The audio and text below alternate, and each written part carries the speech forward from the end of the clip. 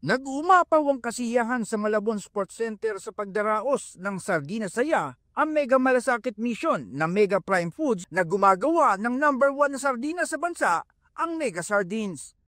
Habang napupuno ang loob ng Malabon Sports Center umaga noong Nobyembre 5, ramdam na ramdam ang kasabikan ng mga Malabueño. Hindi maputol-putol ang pila ng mga tao sa wantusawa na patkim pa lang ng mga produkto ng Mega Prime Foods sa kanilang food booths.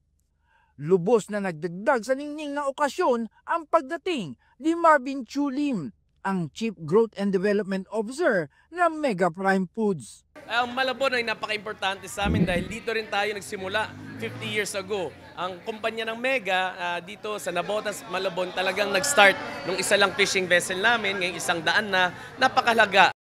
Sabi pa ni Chulim, makabuluhan sa pagdiriwang ng Mega Prime Foods ang National Sardines Month dahil ito ang kanilang paraan ng pagbibigay pugay sa mga mangingisdang Pilipino. Yes, importante yan. Meron kami 1,000 mangingisda sa Zamboanga. 9 months at a time po, hindi sila mauwi. 9 months sila nasa laot. At talagang importante mapagbigay natin yung kalooban nila dahil mahirap yung ginagawa nila. At akala po ng ibang tao, simple lang po humuli ng isda, simple lang po gumawa ng sardinas. Mahirap po talaga yan at talagang gusto namin ipakita sa tao, ang sardinas ay mura lang masustansya pa, tapos dekalidad pa at kaya ng Pilipino gumawa. Ngunit ang inaabangan ng lahat ay ang cooking contest, tampok ang Mega Sardines. Ilang grupo ng mga kababaihan mula sa iba't ibang barangay ng lungsod ang lumahok sa patagisan ng diskarte at sarap sa pagluluto ng iba't ibang pagkain na araw-araw ay kinagigiliwan ng milyong-milyong Pilipino. Yes, marami pong versatility. Alam ko naman natin mga nanay, magagaling sila gumawa ng iba't ibang putahe para sa mga anak nila, pamilya nila. Andito kami para ipakita pa ano pang pwede gawin. At hindi lang po sardinas ang produkto ng Mega. Meron tayong mushroom, may corn tayo, meron tayong tuna, meron tayong squid. Napakasustansya po lahat ng mga produkto natin. At mura. At nasa lata. Hindi naman porke nasa lata, unhealthy yan. Healthy nga po yan eh. At pwede mong kainin sa murang halaga, wala pang preparation, easy pa, para masustansya mabigay sa pamilya natin. And ito po ay pinagmamalaki nyo, produktong Pinoy.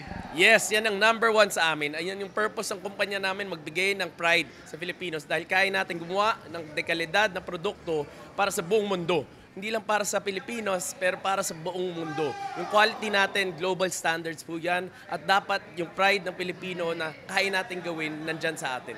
Marami pong nagagawa sa sardinas po. Hindi lang po sinasabi na sa karne lang po. Marami po. Bola-bola, as in Shanghai, as in all-purpose po ang Mega Sardines. Ano niluluto nyo po? Siyempre, tuna sardines, Mega Mushroom! Mega Sardines with mushroom! Lahat pwede! Hindi lang tuna! Kahit saan pwede! With mushroom! Mas malasa ang Mega! At mas masarap! Mas masarap! Hindi po siya masyadong malansa. Hindi po siya ganun kalansa, unlike po sa ibang brand. Tsaka malasa po. Sa pagtatapos ng tagisan sa pagluluto, itinanghal na grand prize winner ang nagluto ng sisig gamit ang Mega Tuna.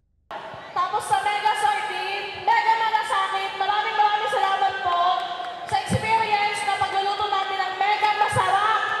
Team Concepcion, Malabonan! Ipinagmamalaki ni Chulim na tunay na masustansya ang kanilang mga produkto sa nakalipas na 50 taon. Dumalo rin sa pagdiriwang si Mayor Jeannie Sandoval, Vice Mayor Edward Nolasco at ilang miyembro ng Sangguniang Panglungsod. Sa darating na Nobyembre 23, magkakaroon din ng Sardina Saya sa Star Arena sa Baliwag, Bulacan at gaganapin naman sa Nobyembre 29 sa Danau Civic Center sa Danau City, Cebu ang pinal na pagdiriwang.